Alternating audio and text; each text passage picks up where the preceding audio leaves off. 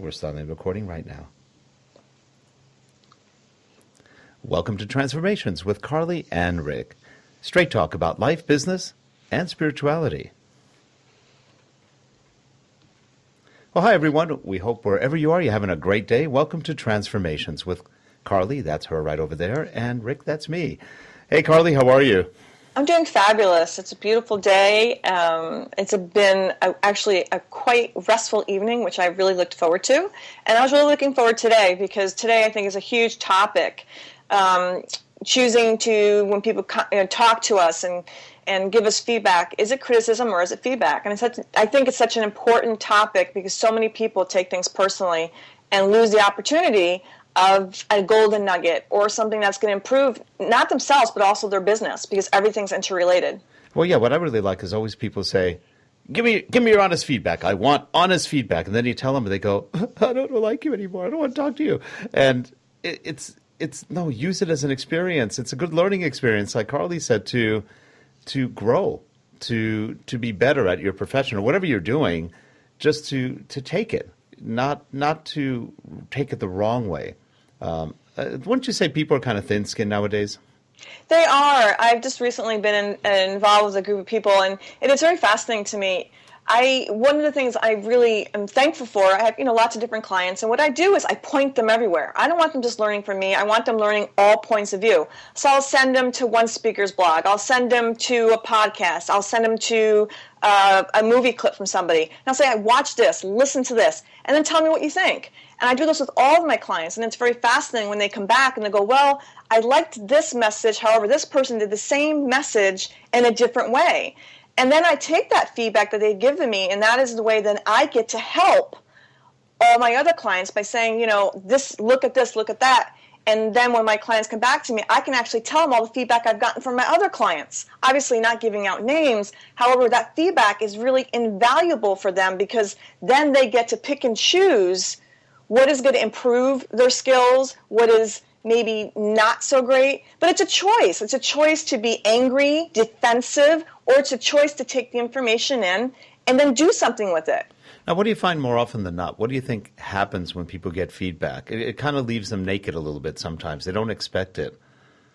It is. It's true. It's like this wall comes up, this massive defensive, and then they just start to justify what they've done, which I also find fascinating. So they'll go, well, I did that because of this, and I did this because of that. Instead of going, I'll tell them, you don't need to justify anything to me. We're having a conversation. And here's another big thing about giving feedback. What is your tone when you're talking to people? If you're yelling at someone giving a feedback, it's a very different story.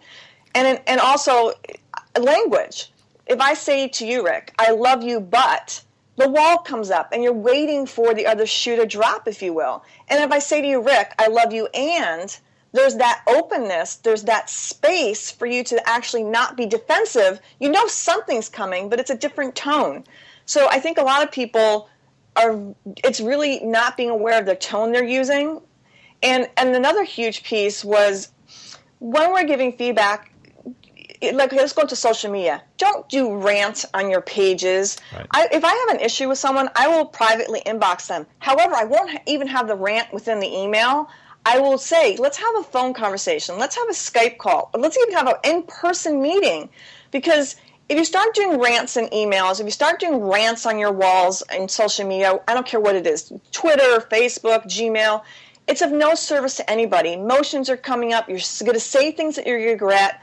And it's somewhere. It's somewhere that someone can do something with, if they want it to be even nastier about it. And why go there? Why not have a real conversation like you and I are having right now? Actually, one of the most important things whenever you're about to write one of those rants, and who hasn't thought of it, is just to really take that deep breath.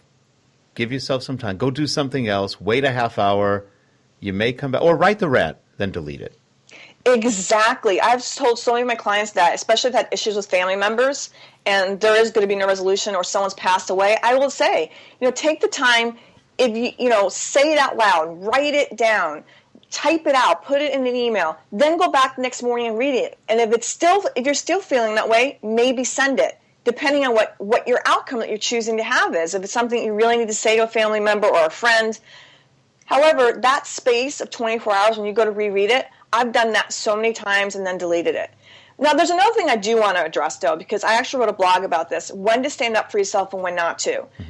You know, a lot of people will just, if they see something that's really happening, and then maybe they've been in something that wasn't the greatest situation, instead of owning up to the fact that they were in a situation or involvement with someone that wasn't great, they sweep it under the carpet, and then they go, next.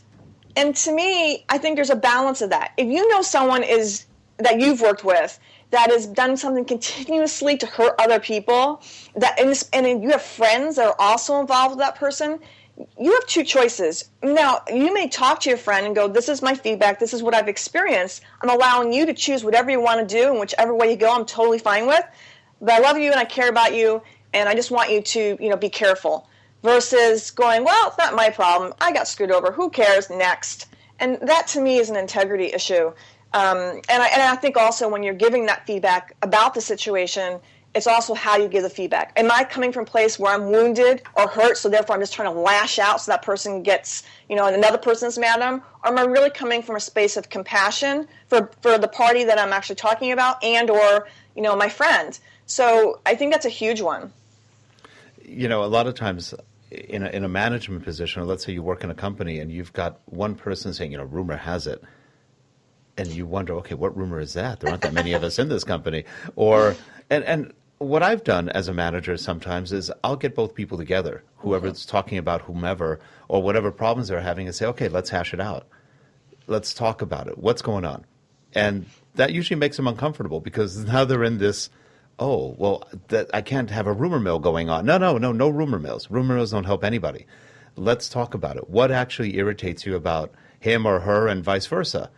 And usually within about a half hour, we've got a lot of it resolved because you're forcing them to kind of get in each other's face in a positive way. Let's not throw stones. Let's talk it over. Let's work it out.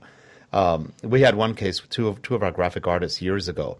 They're no longer with the company. It was a long time ago. And one of them became a manager of the other one, in essence. And that caused all sorts of problems. But what was funny is the one graphic artist would say, I'm really tired. We took him to lunch, actually. We took him to a Denny's and we had a lunch. And I said, okay, so what's going on? Well, he's on the phone too much. And he goes, she watches everything I do. Okay. So what do we see here? Are we communicating? I don't know, because she's watching everything I do. And he would actually mark little scratch boards like 1, 2, 3, 4, 5. 1, 2, 3, 4, 5. And I'd go, that's every time she has some. She's writing every time his wife or he's on the phone. 35 times, 40 times. It's like, geez, that's a lot. But anyway, it came down to, she started screaming at him. He's screaming back at her. And this was at work. So during the lunch, he goes, well, it's kind of like being married, but, my wife's always screaming at me, but at least I get sex. And I just went, oh, God. And she goes, I'm not going to give you sex. I go, no. Let's take this back a step. And it wound up that really what they weren't doing is communicating at all. It's so sad. Communication is so key, and that's what the thing. It's a communication skill that's not just for business, not just for friendships. It's a thing that goes across your entire life, and how you're reacting in one situation, whether someone knows it or not, plays out in all the other areas of your life. If you're a moody person at work, I guarantee you that you're also moody at home. It's not like, well, yes, there are people that wear many masks and they go to work and they put on one mask and then they go home and they put on another mask, and that is just something that really doesn't serve, because the reality is that people don't know who you really are. I had this one client who loved this speaker that she went to his courses, and she was like, wow, he's so positive and he's so great. And then she went to the person's blog and she was like, oh my God, this person is ranting on their blog. He wasn't like that when I met him. He wasn't like that when he was on stage. So it's very important that if you're one way at home, or if you have to be that way everywhere. When I'm with you, I'm passionate, I'm energetic, right? Whether I'm on the phone, whether I'm on a radio interview, whether I'm on Facebook, that's who I am. Mm-hmm. And I'm that way whether I'm on stage, off stage, with a friend, with someone I love, with a coworker, with a client. And they know what they're going to get from me, because this is who I am no matter where I am. And I think that it really is a disservice to people when they split the personalities, if you will, and they're one way on stage, they're one way off stage, they're one way in the office, one way with their children. And people don't know it. It's almost like a wild card. What am I going to get today? Right. Am I going to get the real you, or am I going to have the person that has the mask on? Well, also, when you talk about perceptions, you have to take it full cycle, or full circle, if you will. It's not just the perception of you, but it's your perception to them. Yeah. It's like people think, well, it's how they perceive me. No, it's also how you're being perceived. It's both. You know, you're not just an island unto yourself. You send out, you receive. And a lot of times people don't realize that when they get feedback, it's also what they're sending out. And they're looking at you like, really? That can't be. I'm perfect. It's just a different mindset. And perceptions are so key because more often than not, we don't stop to wonder what we're sending out, how people are perceiving us, or even how we're perceiving them. We're reacting emotionally, which doesn't really serve a lot of good more often than not because the emotions really kind of block out the brain from slowing down and saying, well, let's think about this. Let's talk about this. How can we make this a little bit better? And instead, it's just a massive emotion coming at you. And Carly, for example, if somebody comes at you with a big, massive emotion, what's your first reaction? I usually literally will stop to breathe. I mean, I'm human. I'm not saying I haven't had my meltdowns. I think we've all had a moment we've had meltdowns with somebody. So I think it really is. And actually, a great Bob Berg's last blog post, I encourage anyone to go read it, is actually about that. And a couple people brought up a couple of really key points. My response to that whole blog about reaction and thoughts, are we thinking first and then doing, or are we feeling and acting from feeling? Mm-hmm. And I think actually it's a both and, because thoughts, I mean, we can get into a whole conversation about that. But here's an example. Let's say someone's got post-traumatic stress disorder. Now, normally they're reacting from a feeling, mm-hmm. right? So, however, let's say they go to therapy and they're trained, not trained, but they're given the tools on how to deal with that. So the next time they get that trigger, they have a choice. Am I going to react, or am I going to use the tools that are given and, let's say, maybe start, my environment. I may choose to create my environment in a way that where those triggers aren't going to come up. However, if I'm put in a situation where that trigger does come up, I have choices now. I can use the tools I was given and not react, breathe, do whatever the exercises are, visualization, remove myself from the situation. At the end of the day, there's always choice. We have the choice to violently react. We have the choice to listen and just be, or we have the choice to take it in and actually assess the feedback and then do something with it. Right. I mean, at the end of the day, that's what it boils down to. What are you choosing to do? What are you choosing to be? And what are you choosing to react or not react to? Yeah, and when people do come at you with that kind of surge of emotion, loud voice, maybe they're aggressive, the best thing to do is calm yourself. Immediately calm down. Slow down your speaking, slow down your voice, lower your voice, so you don't react at the same level they're reacting. Most people, when somebody goes, "Hey, Carly, I really don't like what you did," Carly goes, "Well, I don't like what you did either." And so now we don't have any communication at all. Now we're just screaming at each other. And when it's done, whoever screamed the loudest or was the most aggressive usually wins. So everybody loses basically. But ideally, if somebody comes at you with a, "Hey, Carly, I don't like the way you did that," Carly would probably say, "Now, Rick, what's going on?"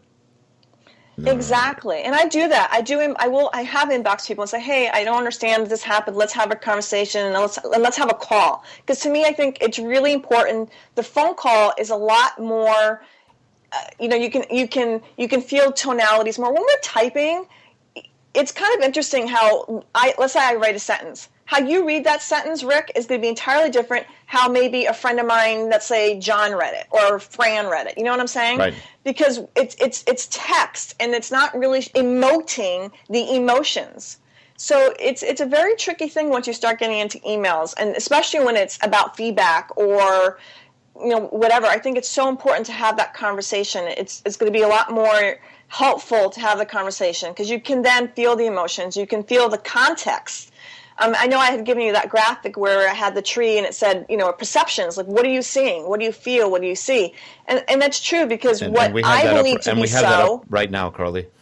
Yeah. So what I believe to be so may not be what is so for you. When I look at that picture, I may be looking at the sunset. Someone else may be looking at the picture and all they're seeing is the trees. Another person could be looking at the picture and all they're seeing is the water.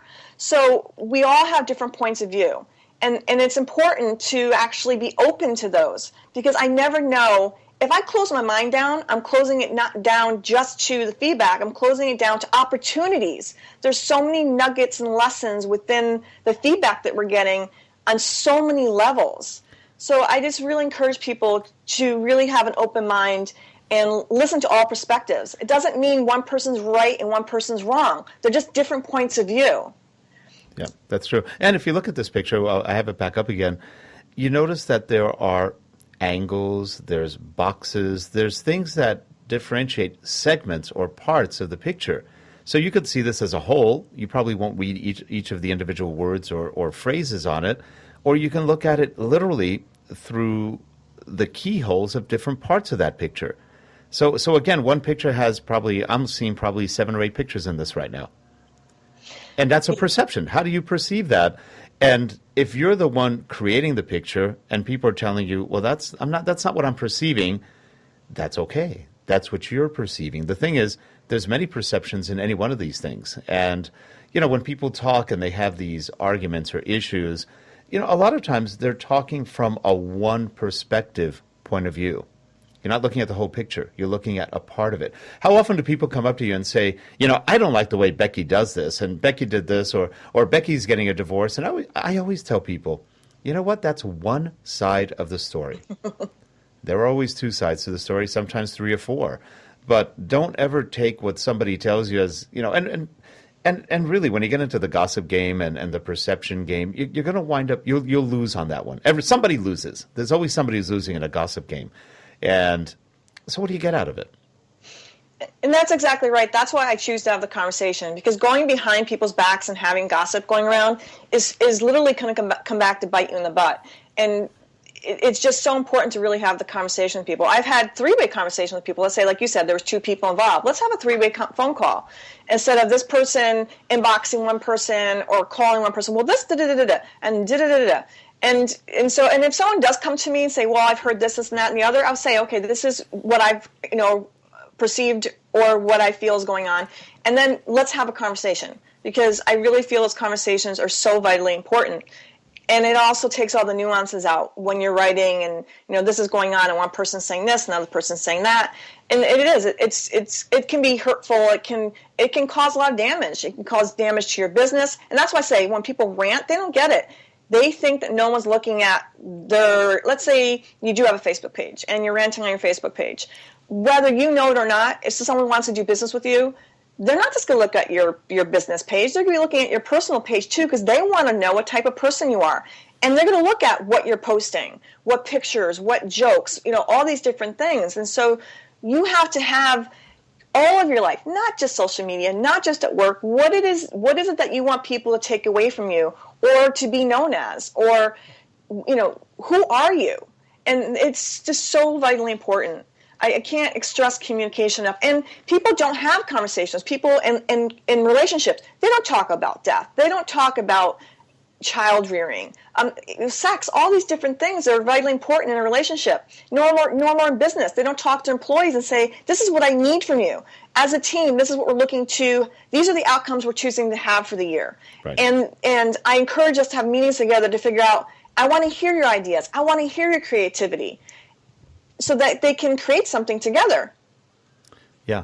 It's interesting because I read once that the average couple speaks about 20 minutes a week. 20 minutes a week? That's nothing. I mean, they basically don't even talk to each other. So, of course, when things don't go right, they wonder what happened. Well, for one, you probably never communicated with each other. And so the perception was that, and it's funny, I've known couples who do this. So one will say, he never talks to me. And she'll say, or he'll say, she never talks to me. And then you hear from both different people and go, I think you guys never talk to each other. No, that's not true. I talk all the time. What do you talk about? I don't know, but she doesn't listen. Oh, wait a minute, wait. She doesn't talk, but now you don't listen. So you wind up, and it blows up because when people start facing the fact that we're not communicating, then they're looking for the excuse of, well, I am, but they're not. It's an interesting mindset, the way it works. But think how much you communicate, think what you communicate, think how you communicate, and think why you communicate. I mean, let's go back to the who, what, when, where, why, and how. And that's kind of what a communication is all about. Do you have a topic? Are you trying to reach something? Are you trying to get an agreement out of someone? Are you negotiating? Are you looking for a raise? Are you having an issue with your partner? What's going on? In other words, why are you communicating? Are you getting anything out of the communication? Is it working? Or are we just doing a dump? And, the emotional dump or the anger isn't going to help anybody. So it's just kind of one of those kind of things. Now, Carly, when you work with clients, well, actually, let's take it one step back. You said something earlier that's so key. In social media, when you're writing, when you're blogging, when you are tweeting, you're anonymous. A lot of people feel totally anonymous. Forget the fact that your face shows up on your blog post. And people don't think about that at the moment. They're anonymous. So when they write, it's not them. It's just their hand and their typewriter going at it. And then they get in trouble and they don't know what happened. But email, again, anonymous. People write the nastiest things on email. And you just go, would you really do that in real life? Would you actually say what you just said in an email in real life? And I've actually gone up to people, and I go with their email in hand, I print it out, and I say, I just got this from you. Is this really what you want to say? And then they're like, oh, no, I didn't mean to say that at all. Then why'd you write it? I don't know. Then maybe you shouldn't write things you don't know about. I mean, what's the real issue? Let's get down to it. Now, I tend to ask people. I tend to be a little more in your face, kind of, why'd you write that? What are you trying to get to? Because I want to get to the bottom of it. Is there an issue? Let's fix it. If there's not an issue, then you're nuts. And why you're writing these things? And you just kind of wonder sometimes why people do what they do. And again, I think it comes down to, like we said earlier, emotion. It comes down to lack of thinking about it ahead of time. A lot of times it's not just emotion. It's that executive function in the brain. Before you have a chance to think about it, it's gone. It's written. Now what do you do with it? Uh-oh, I got to take that email back. How do I do that? I said take it back, and they got a note saying he just took it back. But they got the email anyway, which is really funny.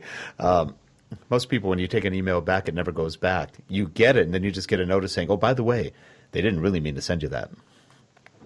So it is. It's dicey. And here, I think me and you have had me and you have had so many conversations via phone, and we were talking about actually couples. So people, a big one, right? So people get involved in a relationship. Things may be great, and then they want to have kids. But they don't discuss what are their individual parenting skills. What are their actual outcomes or expectations they're having from each other. All these different things. So they get in a relationship, they start arguing, they have kids, they have different rearing concepts. One wants to raise a child this way, one wants to do attachment parenting, one wants all these different philosophies, and no one has the conversation. Versus if you're dating and you're really liking this person, and as you go along, you actually talk about what are your values, what are your beliefs, do you want to have children, how many children do you want, how do you want to raise our children, what faith, no faith, whatever. And it goes into that's what I'm saying. It's like, okay, that's one aspect of the relationship. But if they're not having any communication in their relationship, what type of communications do you think they're having in their office? Probably not, because they're not really having the conversations that are important conversations to have. And death, we're all going to die, right?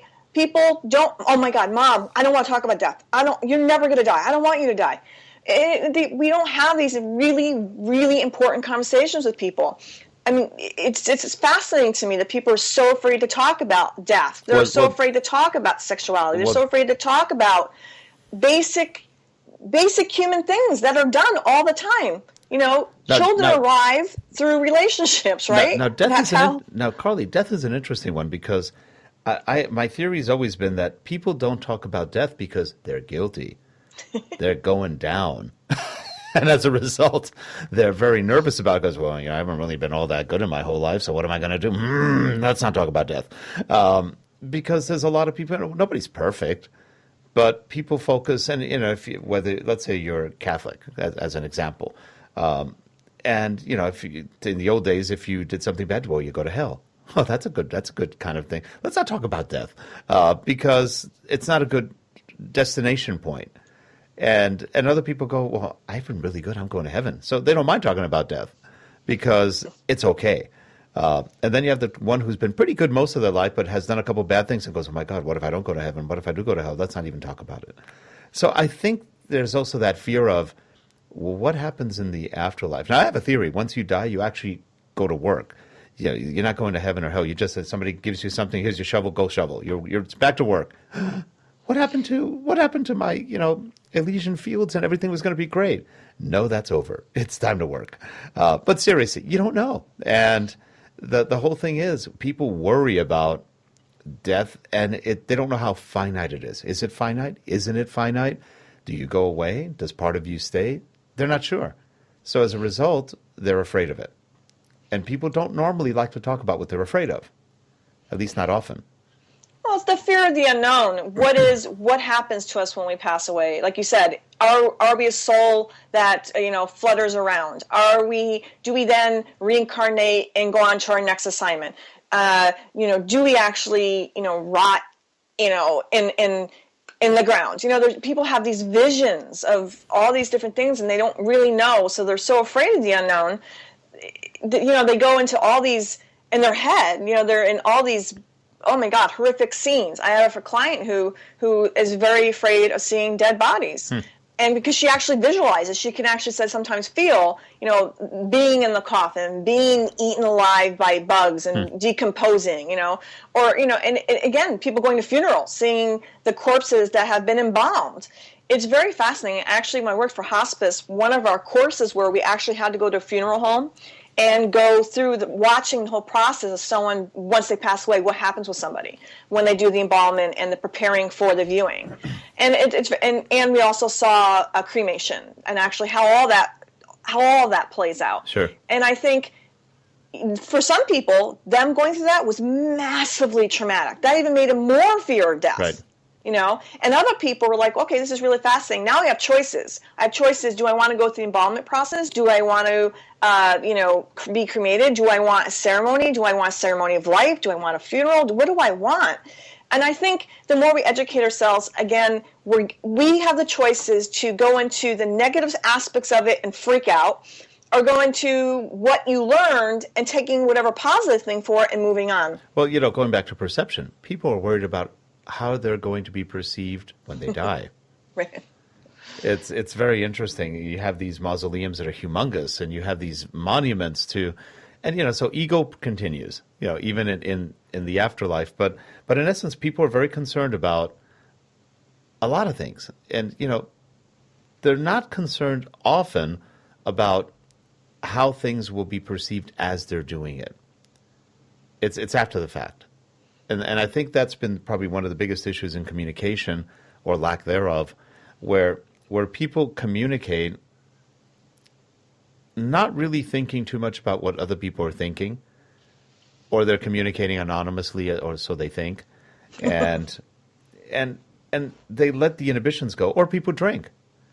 And now their inhibitions are lowered, and they say things that they probably don't want to say. You may think it sometimes, but it's probably not something you want to say. You know, there used to be a cartoon I remember when I was growing up. It was the other me of somebody or other. And anyway, there was this one person always saying, "My dear, you look lovely today." And then from behind him, this evil shadow would come up and go, "You look fine for a mugworm." and there was always that dark side. But that dark side's usually pretty well controlled, and we tend to keep it in the back because you don't care about it that much. You know, it's just there. It doesn't always serve much of a useful good. But imagine if that dark side took over every time. Did you ever see the movie Liar, Liar? Mm-hmm.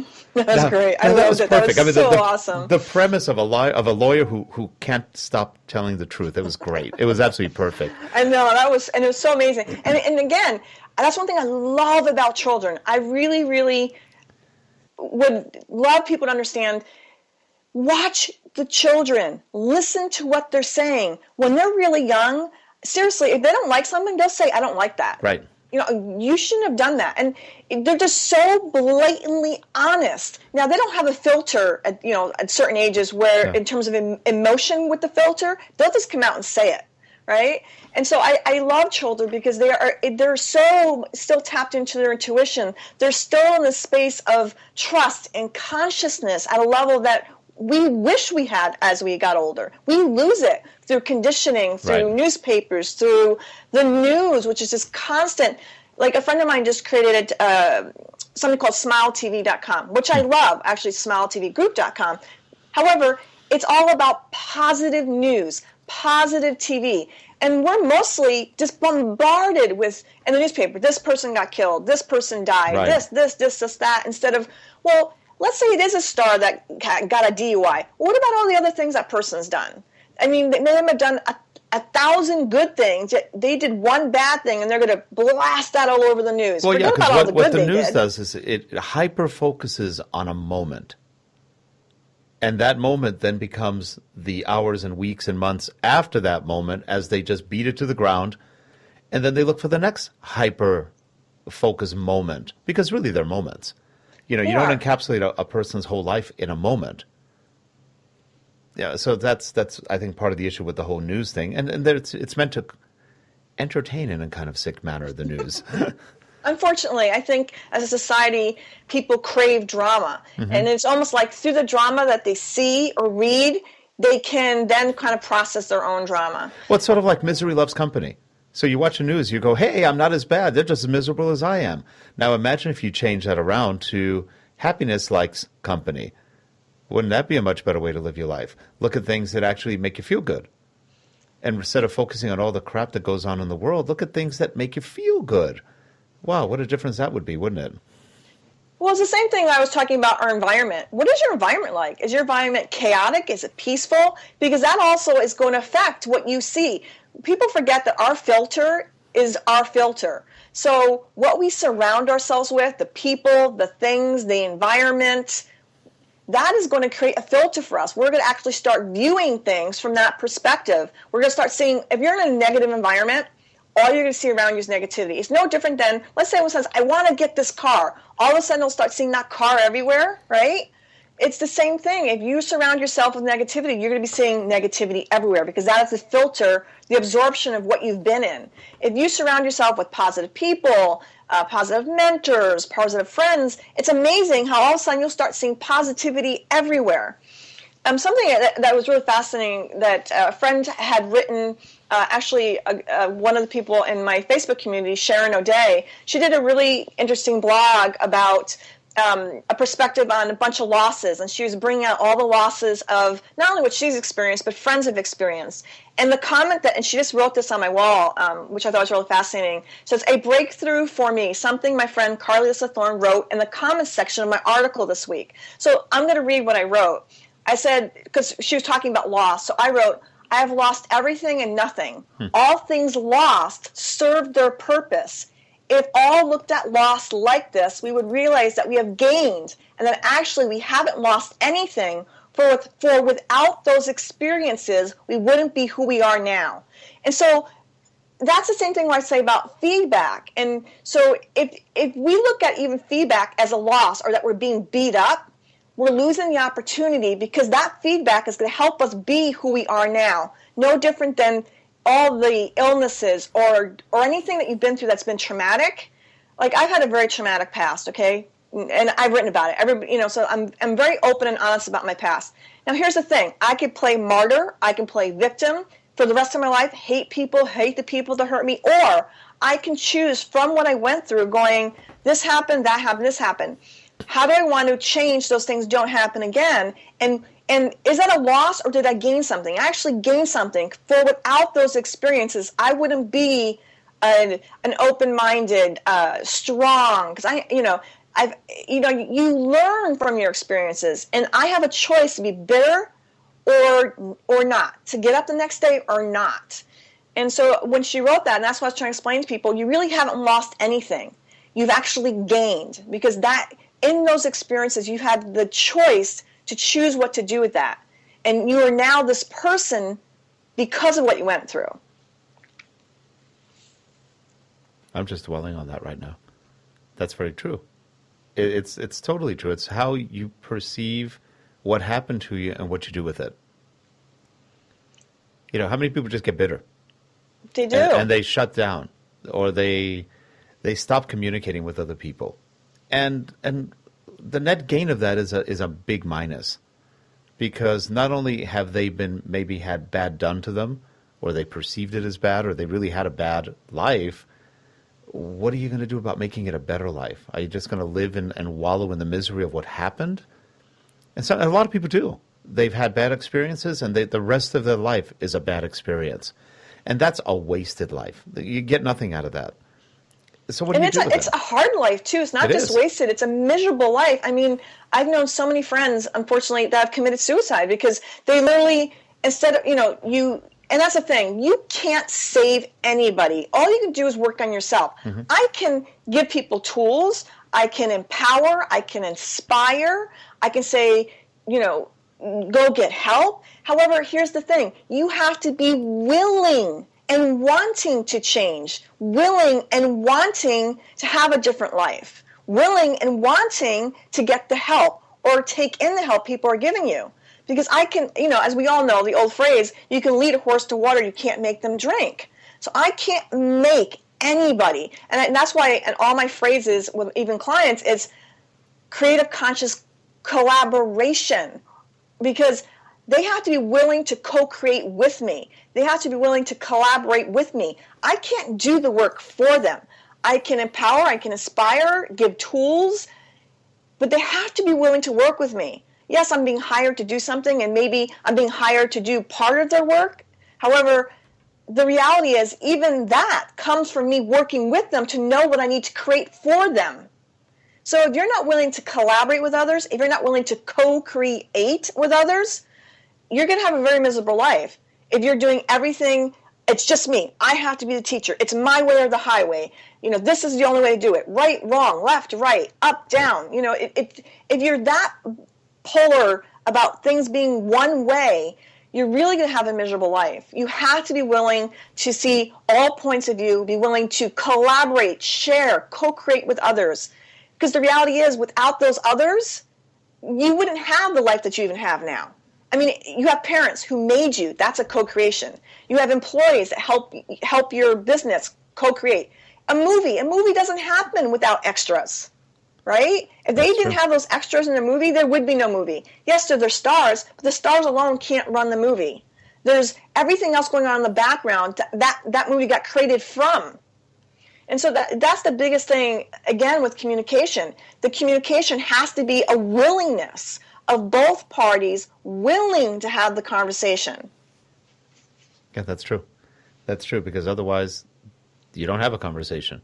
You could have a one-person conversation. It's not all that interesting sometimes, but I know people actually do talk to themselves and respond. It's actually kind of interesting. And they're not on meds or anything. That's just the way they are. They're not schizophrenic. They just talk to themselves. It's kind of interesting. That's a whole other subject. That's a whole other subject. Mental illness, and I told you about the dimensions. Is fascinating. A whole other show. Yeah, another show. Yep. Well, Carly, we are pretty much at the end of this show. We've gone 45 minutes straight, and it's gone. It's gone fast. What was your perception of those 45 minutes? Well, the first few minutes were a little tricky with technology. After that, I think it's been fun. I think communication is a very important subject. And again, we just basically touched on little surfaces of it. And I teach a whole course on compassionate, passionate communication. So it's like, 3 days of communications. So this is just a snippet. I hope people got some nuggets from this to take away. And just really the biggest thing I can leave with is remember that the things that we've been through, we haven't lost anything. We've gained something. Mm-hmm. There's somewhere in there, if you really truly look, there's something you've gained that has made you think, change, empowered you to be who you are today. And don't regret your past. Don't beat yourself up for your past. Just honor it, thank it, and then move on. Yeah, good words.